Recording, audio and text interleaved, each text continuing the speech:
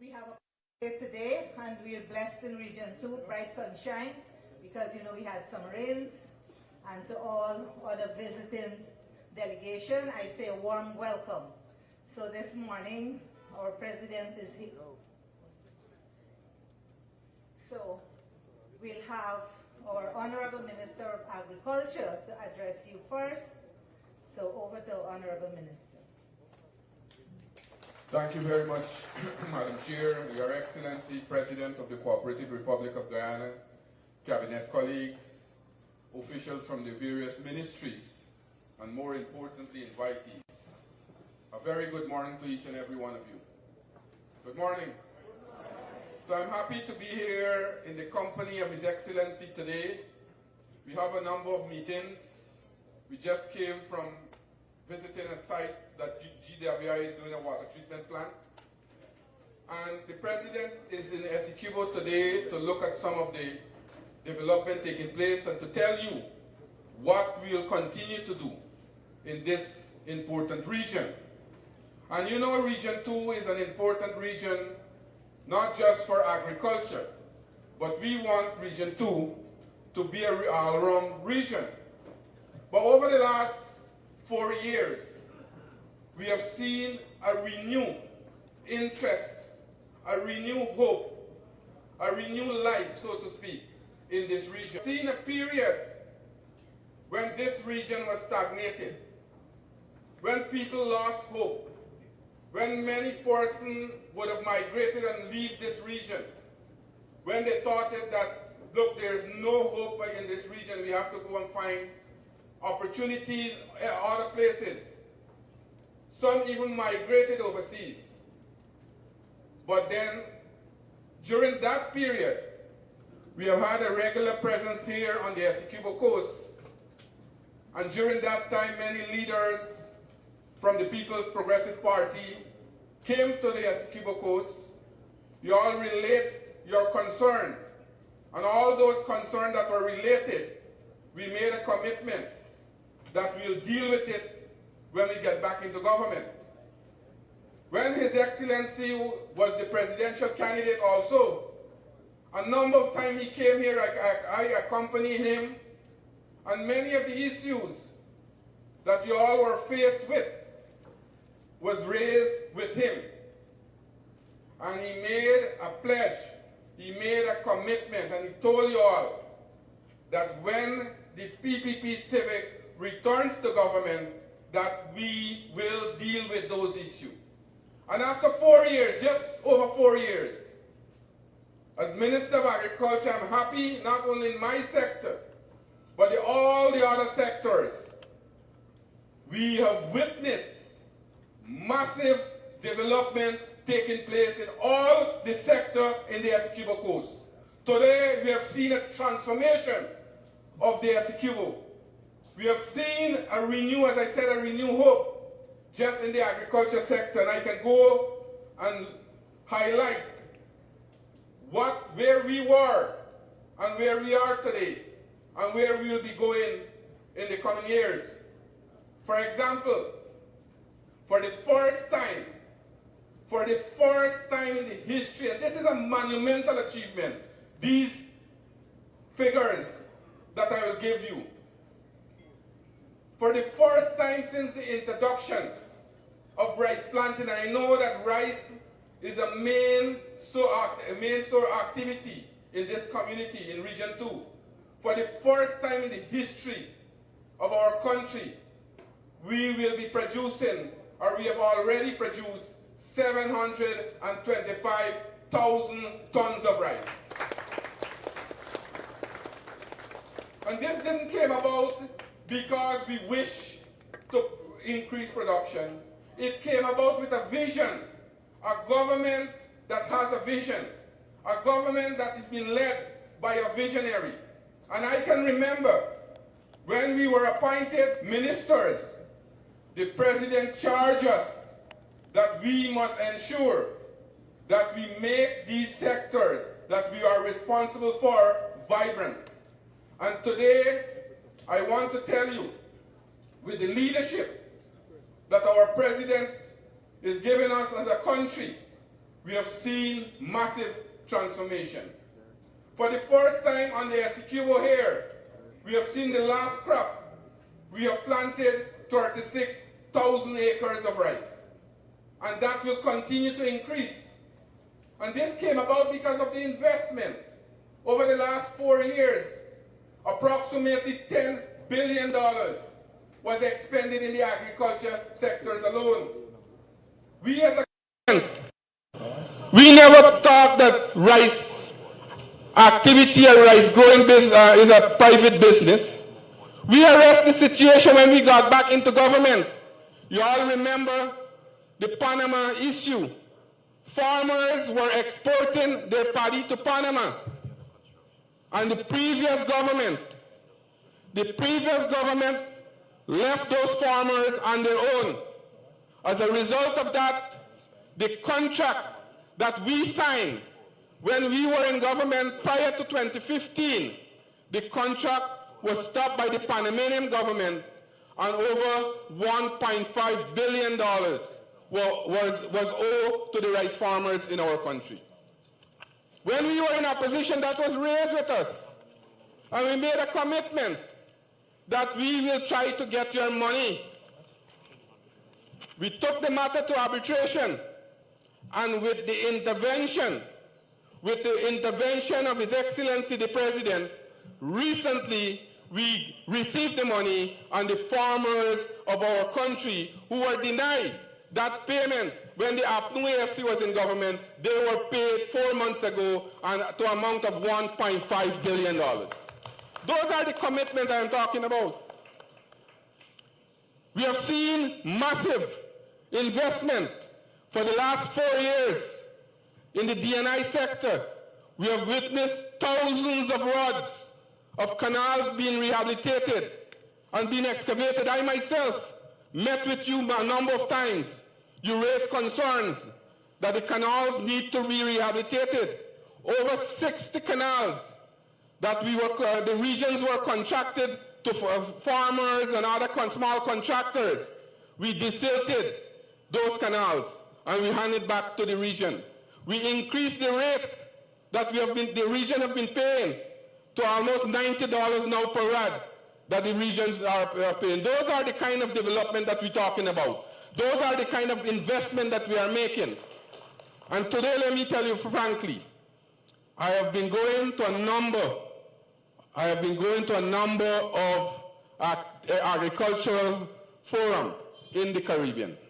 And I am proud to know that the entire Caribbean, they are looking towards Guyana for that leadership. Why? And not so long ago, I've been making this point on a number of forums.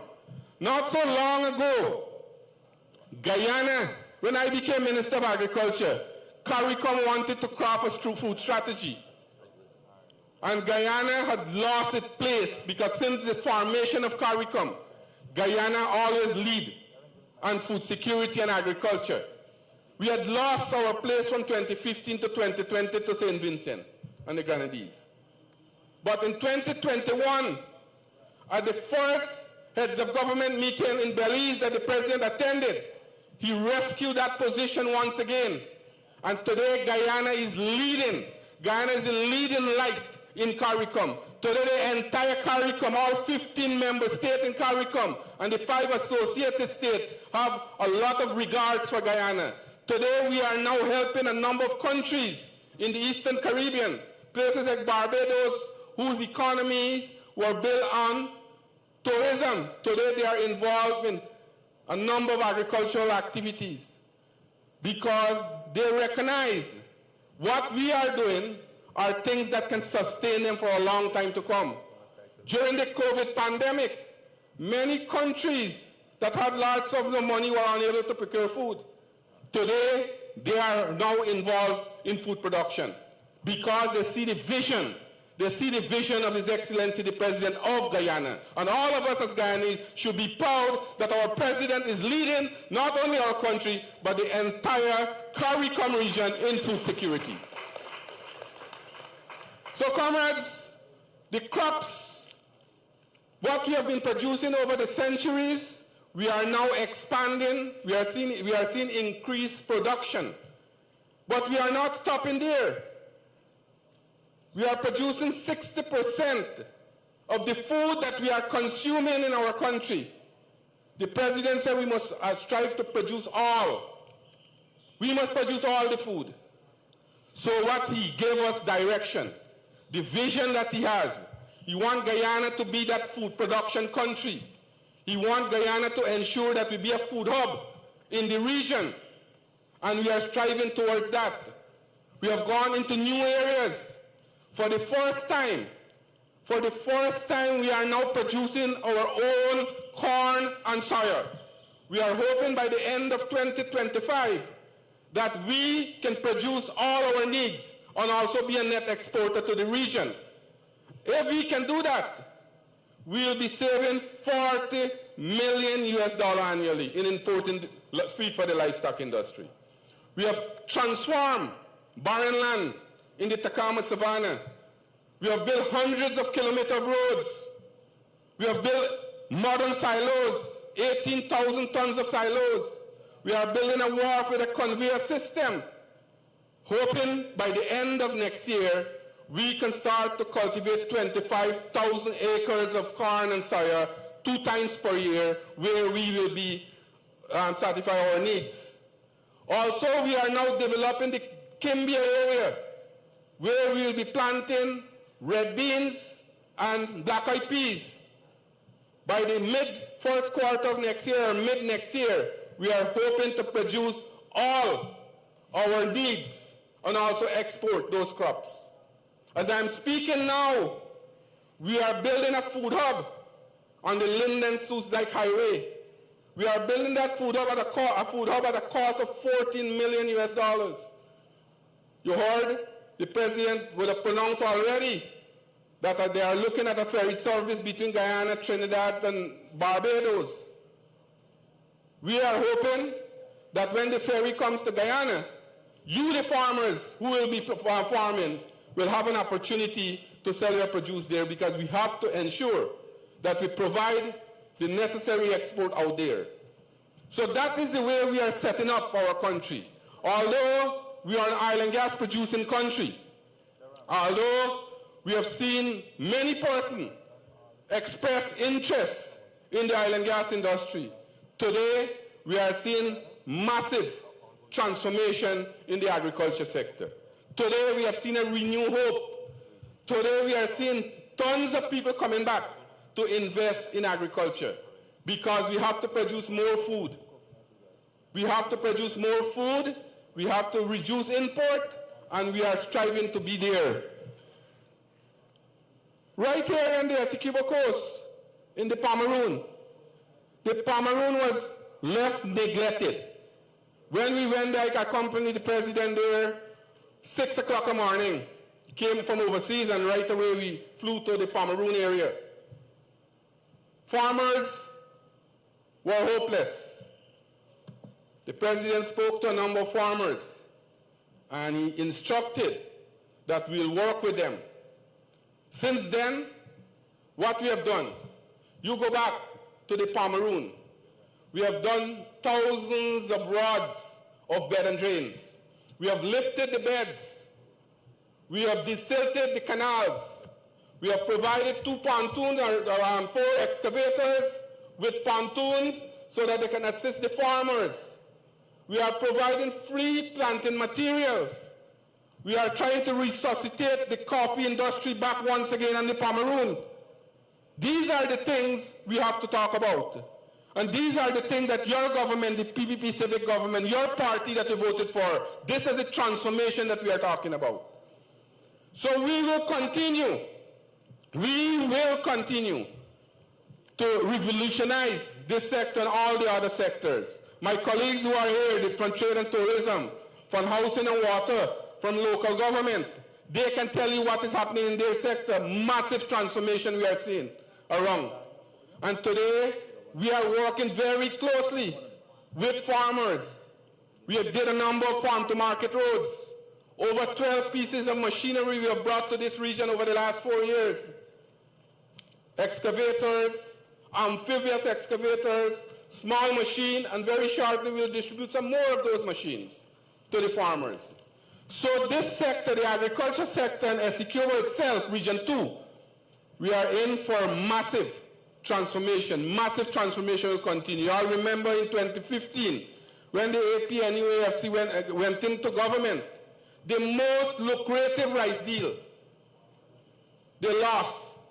So much so a number of farmers, Hack is in front here, they will tell you they bought paddy from the farmers, and they were unable to sell the paddy because the contract they end the contract, they have no AFC. You all remember? Only recently, the president instructed that these people must be paid. Over $450 million the government will be made available shortly to pay these farmers. So all the ills, because that AFC, APNU, they never had a vision. We have seen the deterioration of the agriculture sector. We have seen the decline in the agriculture sector. We have seen almost every single thing. They closed down sugar estate. Thousands of people were placed on the breadlines. We have seen the rice farmers. They say the first 21 days, they will deal with a number of issues. The first 100 days, they will try to resuscitate or improve the rice industry. When the rice farmer went, y'all remember the meeting that Granger had at the convention center? He said rice is a private business. Well, rice is not a private business for us in the PPP civil government. Since then, what we have done, as I said, we have seen a massive transformation. We are giving free fertilizer, subsidize the fertilizer costs. We are giving seed paddy. We are trying to help with chemicals. When the paddy bug was attacking your rice field, we provide free chemicals. We provide the jackalope pumps that we build. 5 jackalope pumps we provide for Region 2.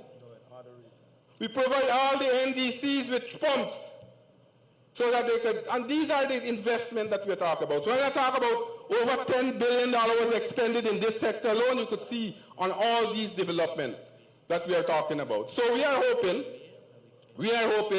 to expand production. As I said, we don't only want to produce the crops that we used to produce or we are producing all the time. We will increase production in those areas, rice, fruits and vegetables. We have started aquaculture. We have transformed the aquaculture industry. We have started the marine cage. You have 3 areas in here, Kapoi, Mainstay, and Mashabo. We started the pilot project. It was successful. We'll install another 50 cages shortly. More area in the Essequibo coast. I went not too long ago, a month ago in Bethany. I gave them a machine there. We give them planting material. So we are making these areas more resilient so that they can produce more crops. We are now, and the president said, how we can attract young people into agriculture. Many of you all would know that young people, they have a stigma to agriculture. They don't want to get involved in agriculture. They feel that agriculture is a menial job. They feel that agriculture is for old people. So we are changing that perception. Today, a number of young people, hundreds if not thousands of young people are involved in agricultural activity. We are now modernizing the sector. We are building shade houses across the country. To date, over 450 shade houses were built in different parts of the country. Those young people who went to University of Guyana, to the Guyana School of Agriculture, and who have studied agriculture, who have a degree, who have agronomy, today they are involved in what they have learned in the classroom. They are involved directly. Some of them are making their livelihood in agriculture. Because what we are doing, we are making agriculture more easy for them. We are doing it in a more modern way. We are doing shade houses. We are doing hydroponics farms. We have one of the largest hydroponics farms in the Caribbean at Manripo. And right here in Region 2, $2.5 million will be expended to build a hydroponic farm for young people. Because we have formed a company where we have young people as shareholders. The Agriculture Innovation Entrepreneurship Program that the President formed. And that company has been attracting young people to come into it. At the end of the year, they will get dividend, but at the same time, they are learning the practical way how to do agriculture and the more modern way how to do it. So we have a lot of young people now are in the sector. So that's the way we are transforming the sector. That is where now Guyana is being seen as the leader in agriculture in the Caribbean. In the aquaculture industry, as I said, we have started with the marine cages. We had 3 areas that we did the pilot project. It was successful, and we'll continue to expand that area.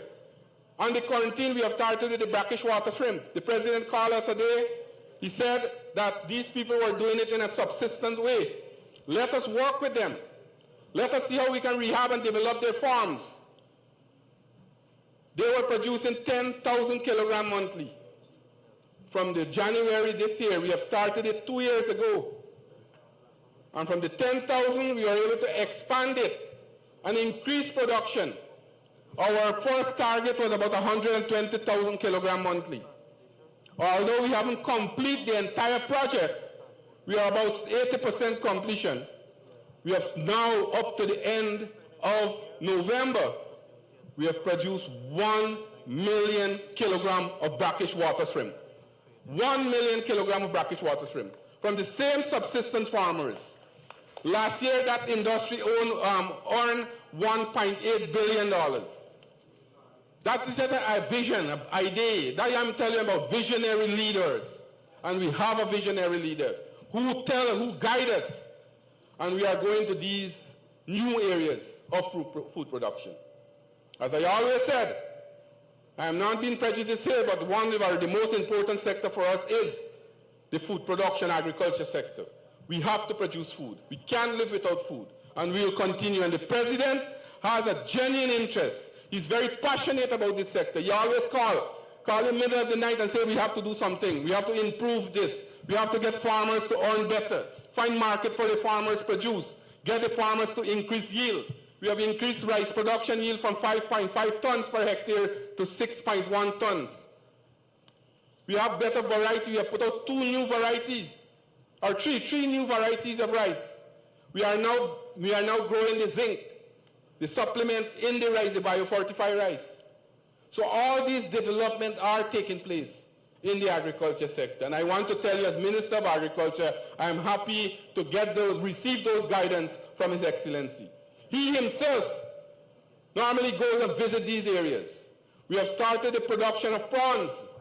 Up to this morning, he was asking me when we will complete and when we will have the entire project completed so that we can go into massive production of prawns. We have already started to harvest prawns at Anvawak. Those are new development. We never heard about those things before. We are now building a feed mill where we will be producing our own larvae. The larvae is the small shrimp what you grow in there, the small prawns that you grow in the ponds. We are now producing our own tambaki fingerlings right at Manripo because we built a hatchery. We are now building a feed mill so that we can, rather than bringing these things from Brazil, we're producing it right here in Guyana. Yvonne can tell you about Mainstay. She's here about the marine cage. Right? And we are working with a number of communities, not only in the poultry sector, in the livestock sector. You will hear farmers. We are working very closely with them. We have started to produce our own hatching eggs. We never in the history in our country produced hatching eggs. Last year, we produced 27,000. Up to June of this year, we produced 96,000. I am hoping that will continue to increase, but we have a far way to go. We are using approximately 53 million hatching eggs annually. So what we are doing now, we are setting up a breeder program where we are hoping by the end of 2026, we can produce all our hatching eggs in Guyana. Those are the vision that we have. Those are the vision from His Excellency and the guidance that we are receiving. So comrades, I know I can go on and on. I know you want to listen to the president, but I am telling you this morning that we have a president with a vision. Our government is moving in the right direction. We are seeing massive transformation in all the sectors: health, education, housing, tourism, you name it. In the agriculture sector, we are seeing a revolution taking place. And with your help, with your support, when we continue in government, we will continue to revolutionize the agriculture and make Guyana once again the food basket of the Caribbean. So ladies and gentlemen, this morning I want to introduce to you your leader, a leader with a vision, a leader who is transforming our country, a leader who will bring recognition, international recognition to our country. Ladies and gentlemen, your president, our president, Dr. Mohamed Irfan Ali.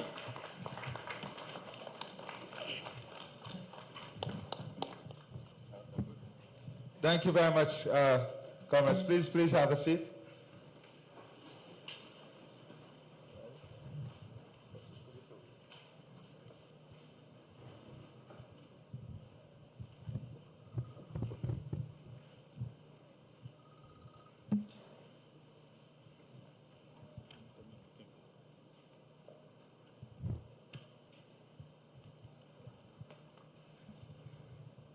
Good morning, everybody, once again. Let me take this opportunity to thank all of you for sharing your time this morning with us. As you know, this is another one of quite a few visits I've made to Region 2. And we made a commitment to you and every single region in this country that we are going to work with all of you, that we will ensure that we are held accountable to you, and that all the commitment we make to you, that we will ensure that those commitments are all kept, and that we deliver to you every single day of the year. And I want to say to you that I'm very humbled and proud at the same time to stand before you and to say to you that we have fulfilled every single commitment we made in the manifesto, and we have surpassed all of those commitments. We have surpassed all of those commitments. And for me, it is very important that the population we serve, the people we serve, must have trust in us. If you can't trust the people you lead, then on what basis can you support them? And for 5 years, between the period 2015 and 2020, you saw a government that betrayed every single promise they made. You saw a government that brought enormous hardship on the people of Essequibo. The people in every region of this country, but in Region 2 particularly, you had enormous hardships.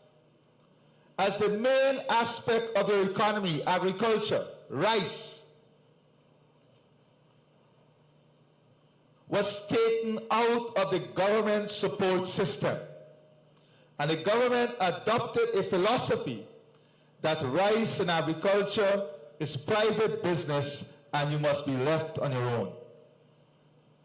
You saw enormous increases in your rates, your land rentals. You saw limited support for crop development, in research and development, increasing yield, productivity. But since we came back to office, the investment we have made has brought tremendous improvement in the various sectors. For rice, our productivity has increased from about 5.5 tons to 6.1 tons per hectare. and we must compliment the farmers too. These accomplishments are not accidental. They are as a result of direct policy intervention. Direct policy intervention to support the growth and expansion of the economy here in Region 2. And I will give you a few examples in the next couple of minutes. But as you're aware, last year, to support agriculture and our farmers, we announced a subsidy in the form of fertilizer of $1 billion. You remember that? You remember last year, we announced subsidy in the form of fertilizer for $1 billion? Many of you, the farmers, would have benefited. Am I not right? And this would have brought tremendous ease for you. Am I not right?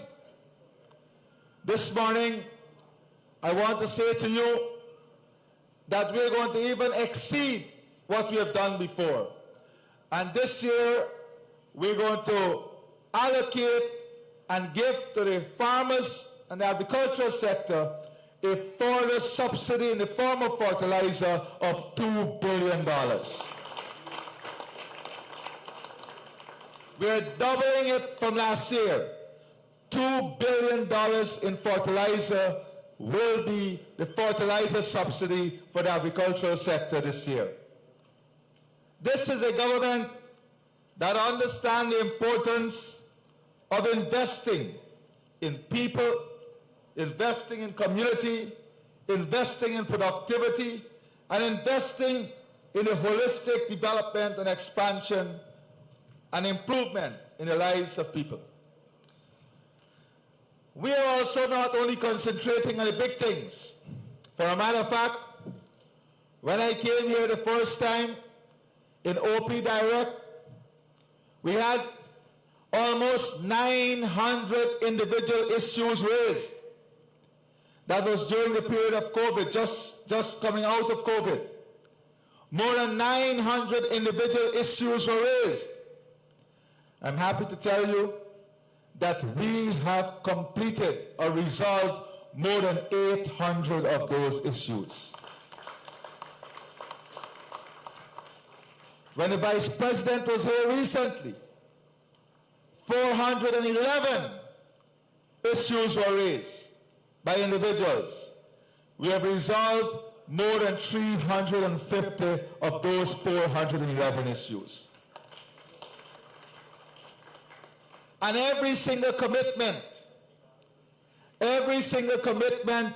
that we made, we were able to keep. I recall in my very first visit, when we came into office, one of the main issues was that of power generation. The plants were not maintained and they were breaking down very often. And I said that we're going to invest in more capacity, we're going to invest in the transmission and distribution, and we're going to invest in solar. A solar off-grid, solar farm off-grid.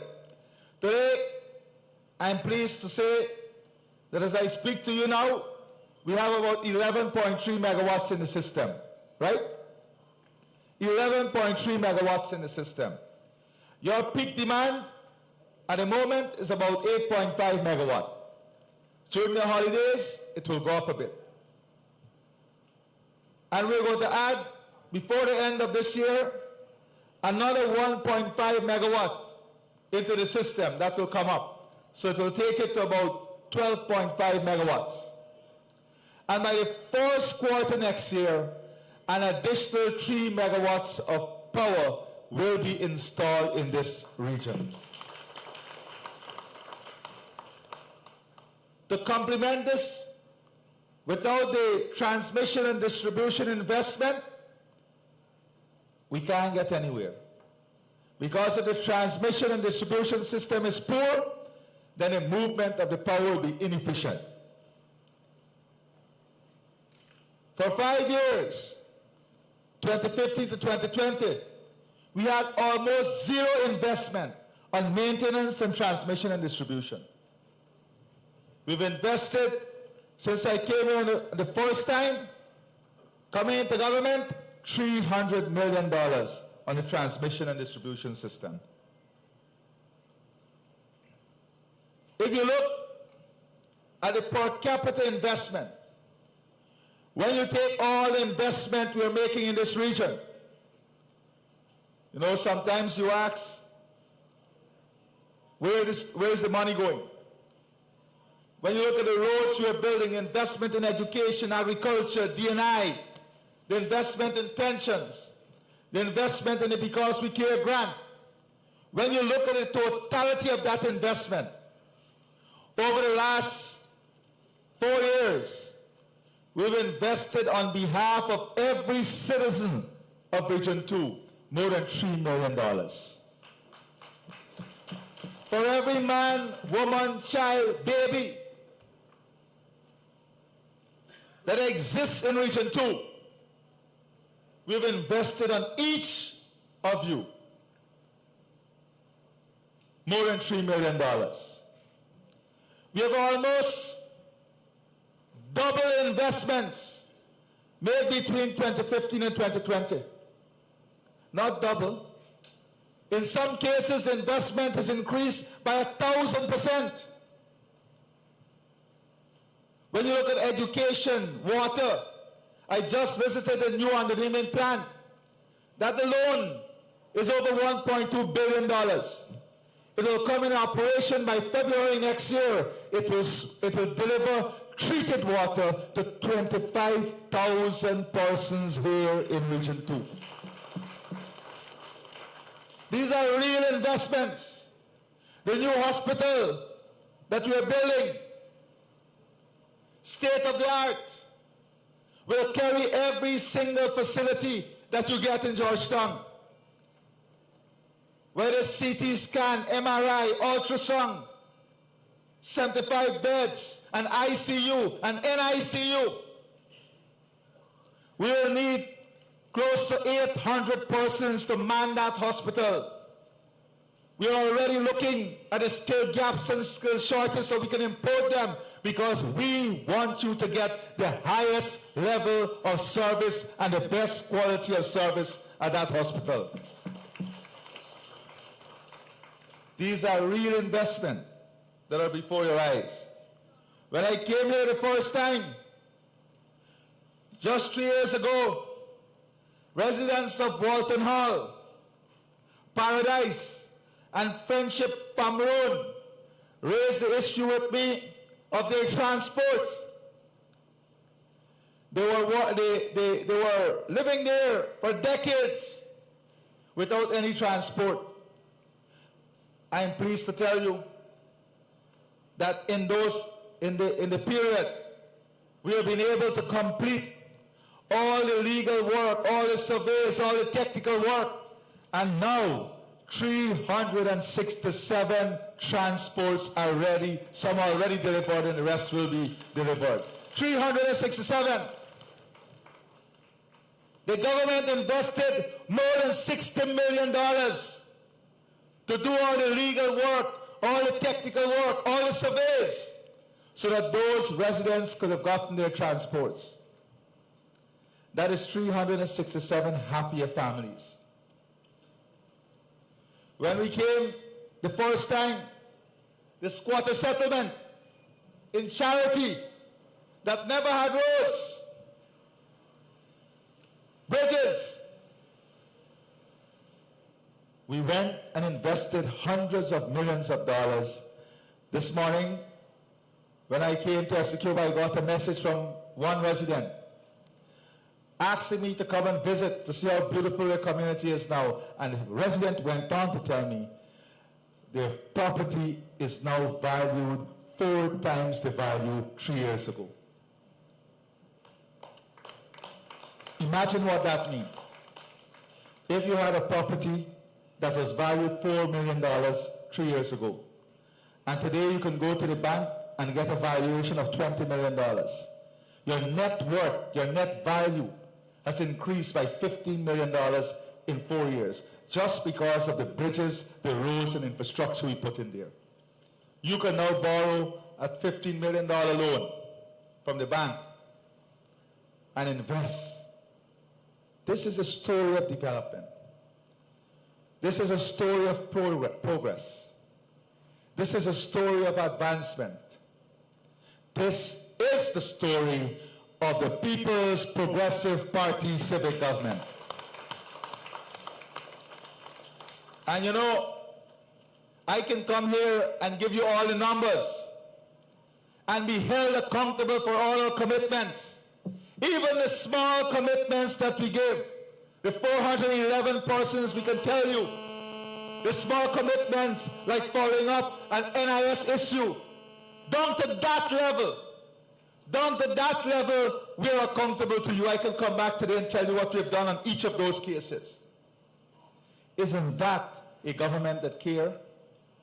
Isn't this a government that believes in you and works in your interests? On the other hand, the last government, the AP and UAFC government, they are hiding from their record. They never speak about their period in government. There is nothing to show. I'm sorry, there is something to show. When you go to Georgetown Park, pass by Durban, the Durban Stadium, you see the youngsters, them laughing? That is their legacy. That is their legacy. They're hiding from their records. Never want to answer questions. When you ask them for the SOP, they tell you about soap.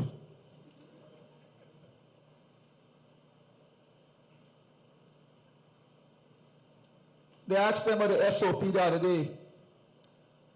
What's the lady name? Who? I don't even remember the name. One of the persons on the press conference said, don't ask us about them 5 years, man. Ask me about now. Well, if you want the people to trust you now, then you must tell them why you tried to steal the election, and you must have the decency to say, I'm sorry. You make the people of this country go through hell for 5 months. Our country lost our international credibility. And you can't even say sorry. You're saying, don't ask us anything about that. Don't ask us anything about the rent we increased, the land rent. Don't ask us anything about the increased D&I charges. Don't ask us anything about it because we care grant we took away from your children. What kind of people are those who can't be held accountable for their period?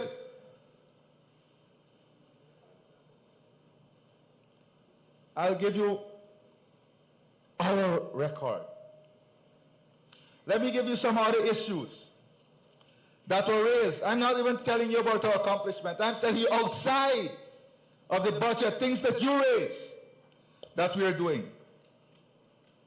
D&I. When I came here,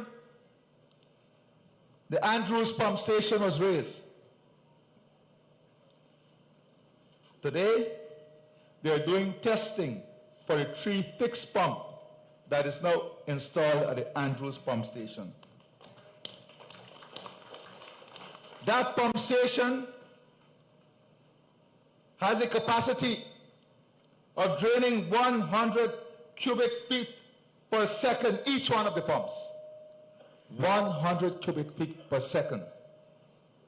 3 fixed pumps at the Andrews pump station. When I came the last time, I was asked to create the access to open up 12,000 acres of new land in Modernizing. That road is now completed. Access has been created for 12,000 acres of new land. New farmlands. I'm showing you how accountable we are. You raised with the Vice President the necessity of having mobile pumps in the region.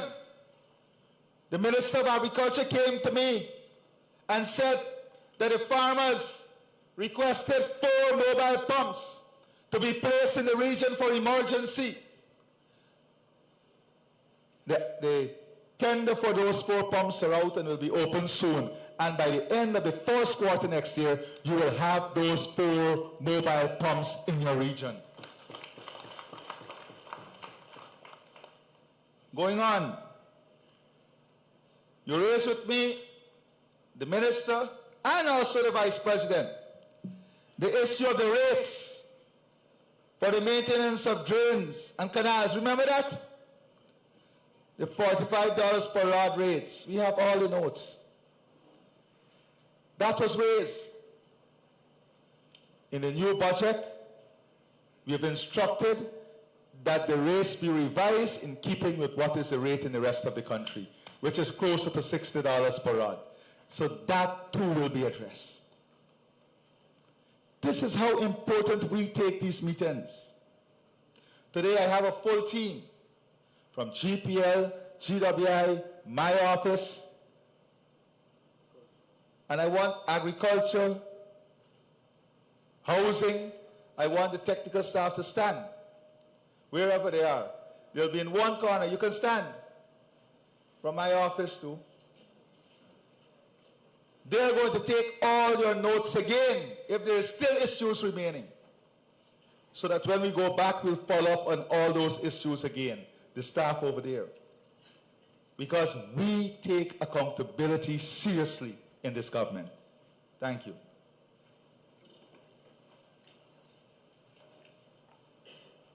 Now,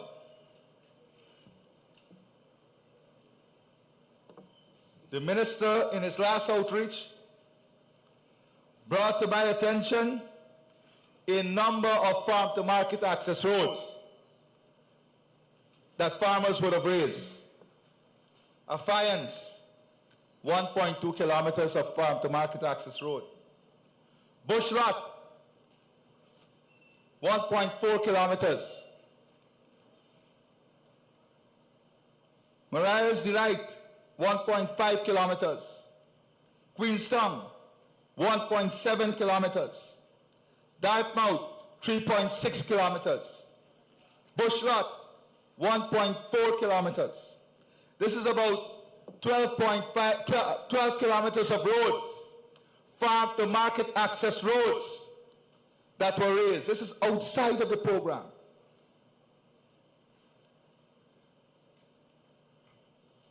You raised this with him.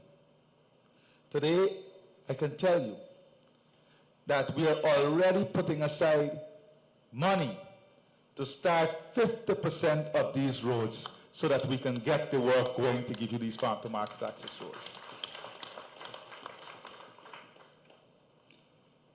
Before the end of the year, the engineers have already done the costing for all of these roads. We're not sitting back because we want to invest in assets that will enhance productivity, increase productivity. When we put these roads in, we want the farmers to go in and make use of the land and increase the productivity of the region. It's not by accident that you're writing me every day. Well, not every day. Almost every month I get 2 letters from Region 2 asking for more boat trips. Asking for more boat trips. That is not by accident. That is because the productivity of the region has increased, commerce has increased, the economy has improved, and the region is on the rise. Only yesterday, I had a meeting with the Ministers of Public Works, and in Cabinet, we discussed how we're going to further improve this transport link and to see how we can put additional assets to take care of the rising demand. We are a government in action, on the go. When I was here, you raised the Sparta Golden Fleece Road. Remember that? The Sparta Golden Fleece Road. Today, we have completed 3.4 kilometers of that road. 3.4 kilometers of that road. The bridges linking C1 and C6, 1,000 acres of land will benefit. The control structure on the main canal at Lima, Coffee Grove, Evergreen, and Reliance, those were already also raised. Reliance is awarded now, and Lima, Coffee Grove, and Evergreen also will be completed in the next program.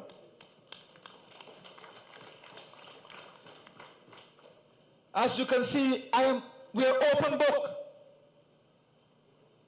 We don't hide from a record. Open book, every single thing that was raised with us, I can come here and account to you.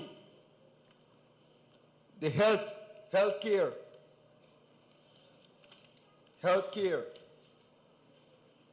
When I was here, we raised the issue of the lack of the CT scan machine. The new regional hospital will have a full CT scan machine there. My brother is right here from Lake Mainstay. They raised the issue of insufficient transportation. Today, we have an off-road ambulance which was purchased to transport patients from the areas of Mainstay, Limasan, St. Denis, and Mashabo. An off-road ambulance. You raise the issue about insufficient training in healthcare and lack of opportunity for your young people. Today, we are building a nursing school here in Essequibo, a nursing school here in Region 2. More than 250 of your children will be going to that school. We'll give them a full stipend equivalent to salary, almost, whilst they're being trained. And when they're finished, they will get employment right here in Essequibo, right here in Region 2. Guaranteed employment. You raise with me the main public road, bridges and roads, and road. Today, the maintenance program is ongoing, fixing the holes in the bridges on the main public road. You raise with me the defective street lights. We have a program ongoing now. Sunday, they're going to start a new phase to fix all the defective street lights on the main highway. And by the end of the year, we will commence the work of installing street lights within the communities themselves, starting with key and critical hotspot areas.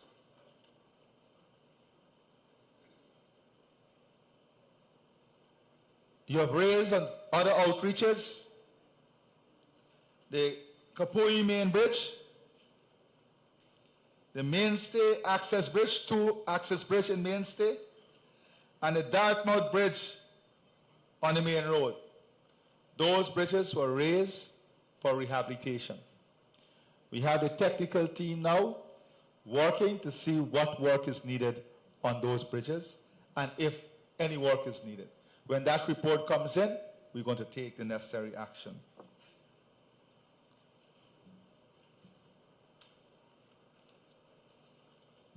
So these were some of the issues that were raised at the regional level outside of the commitments we would have made and addressed in the national budget. These are issues that were raised either with me, the ministers, or the vice president. Additionally, under the Ministry of Local Government, you raised the condition of the markets. Remember? Today we have the charity market ongoing. The Saudi market is now advertised to be done, and the Anna Regina market will be in the budget of 2025. And for those of you who pass Lenora, remember the big market that is beyond the public road all the way in? Go and see how beautiful it is now when people also respect what needs to be done. All the vendors are in the market now, and they're all very, very happy because business is in the market and everyone is benefiting. Fair and equitable.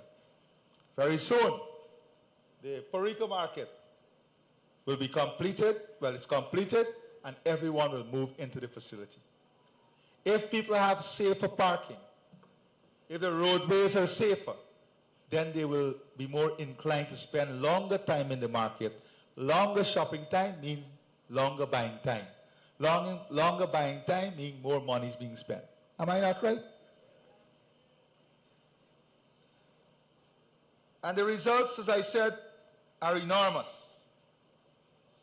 If you look at coconut production, we've almost doubled our coconut production.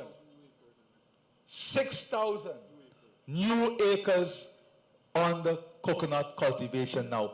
That alone should get us re-elected. 6,000 new acres of coconut production. Some countries would not accomplish that in 10 years. And remember, we have accomplished all of this. Don't ever forget. With COVID, we lost 2 years with COVID, 2 detrimental floods, and 1 long, dry drought season. All of that we've accomplished with those conditions. With the world's worst increase in transportation costs, you know this. Worst increase in transportation costs. We have managed and deliver to you, the people of Region 2. So I have highlighted how important these meetings are and how serious we take them. But I will do you an injustice. And as you see, I'm not speaking for long this morning. If I don't tell you how you have been a part of the story of growth and development in this country. In this region, we have spent almost $75 billion in the last 4 years. In education alone, we have spent $6.7 billion. Your children, many of them might be at Christmas party today, no? My son went to Christmas party today. Your children, in the Because We Care grant alone, benefited from $1.7 billion in this region. This was $1.7 billion that the APNU AFC in high daylight banditry took away from your children, extracted from your children's pocket, robbed your children of $1.7 billion. It does not take any type of political correctness to let you know that a government that has given back to your children $1.7 billion deserve your support, deserve your commitment, and deserve your love. It was only a short time ago, 4 years ago, when those that parade themselves today as symbols of hope and justice and pride and dignity, through banditry, extracted $1.7 billion from your children's pocket. That we gave your children without oil. We did not have oil when the PPP civic government gave your children $1.7 billion. They came in, got oil, and took away that from your children. All of them are jumping around now. They never said a word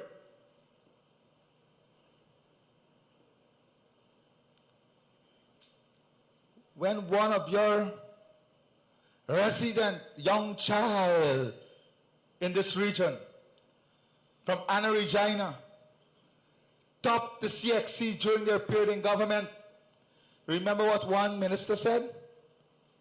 Why did the child write so much subjects? Those comments must never, ever be taken lightly. The undertone. These people are living in a class struggle.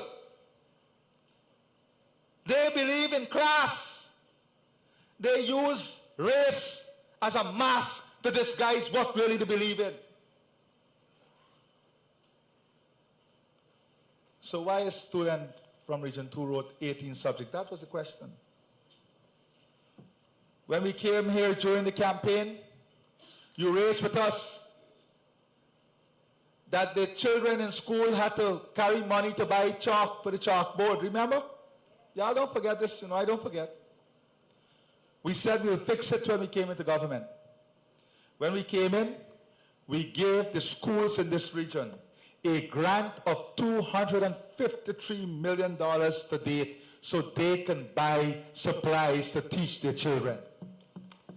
Give the schools directly this grant. Where's the redo? Isn't that true? Thank you. When we came, look, teachers here, we were told in my first meeting as president, in OP Direct, we were told the children don't have textbooks. For almost 3.5 years in the 5 years, textbooks were not delivered. Today, we have delivered $213 million of textbooks to your children, benefiting 12,559 students. That's accountability. Benefiting 12,559 students. The school feeding program, more than $379 million. I'm not going to go through all of them. The construction and maintenance of schools, almost $5 billion. And look, I have the records. Every single school I can go through for you this morning. You want me to? Look, it's pages. You want me to do it? You believe me? I got it here, you know. All right. I just want to see I got it, you see? Everything. Every single thing. By year. Good. You've seen it. I'm happy. Even the villages in the river, they raised the issue of teachers' quarters. And what did we do? Where is Mashabo, St. John's, Maybell, Sandy, Akawani, Martindale, Friendship, St. Monica, Bethany, Lima Sands, Mainstay, Abrahams Creek, Wakapo, Kabakaburi. All of these areas we've invested in teachers' quarters. I ain't hearing you. All of those areas we've invested because we want every child to have the same opportunity. We want every child to be able to live their best life. In the Ministry of Public Works,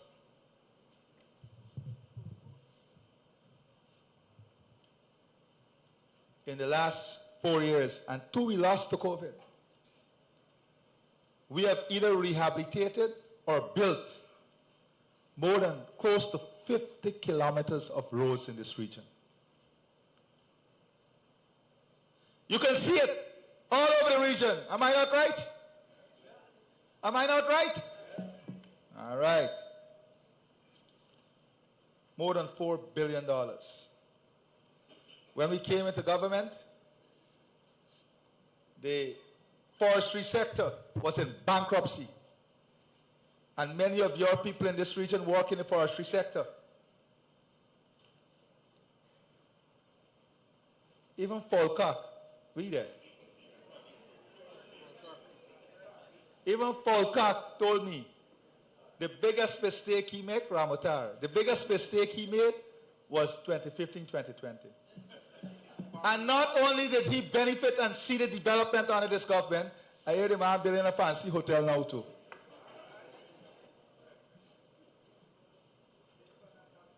We have spent tens of millions of dollars in training black people in forest management, supporting the forestry sector, investing in community forestry. Imagine I didn't even recognize us. You look back young, everything now. That is what the PUP Civic do. Rejuvenate, re-energize, replenish. All right. The charity forestry outpost, the supply chain and processing facility at Parika, all of this will support your farmers.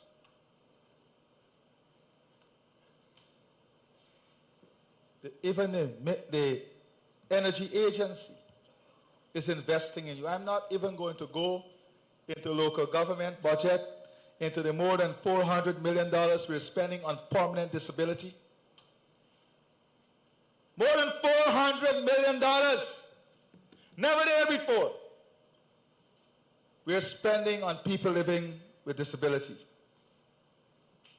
The Empowerment Fund, the Public Assistance Program, almost $500 million.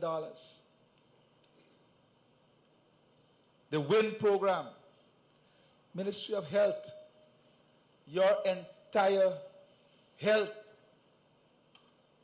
care and facility is under transformation in this region. The Ministry of Youth, Sports and Culture. We are hoping very soon, by next year, you'll have regional and international matches returning here in Region 2 with the Anna Regina ground completed. Investment in tourism. Every single day people are telling me about how many persons are coming to Region 2 now every weekend. Cars. That is not by accident. That is because of the confidence we've instilled. You had a government, the AP and UAFC, that destroyed our credibility for 5 months internationally. And we have a government now that has restored that credibility, and you're seeing the benefit of that credibility. Visitors' arrival. Passengers processed at the airport. Over 1 million already. More people coming in is more opportunity for tourism. More opportunity for tourism is more opportunity to create spending in the region, to fill all these rooms we're building. Very, very key and critical. So my friends, the Ministry of Marine Affairs, more than $1 billion investment directly in our communities. I'm not talking about the LCS fund. The minister spoke to you about Ministry of Agriculture. All of this is because we believe in this region. We believe in the people of this region. We believe in equitable development. We believe in holistic growth. And we are confident that with the People's Progressive Party civic government and with your support, the story of development of this region will continue and will get better and better. I thank you, and God bless all of you.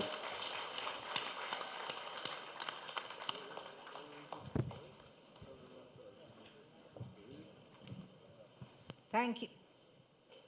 Thank you, His Excellency.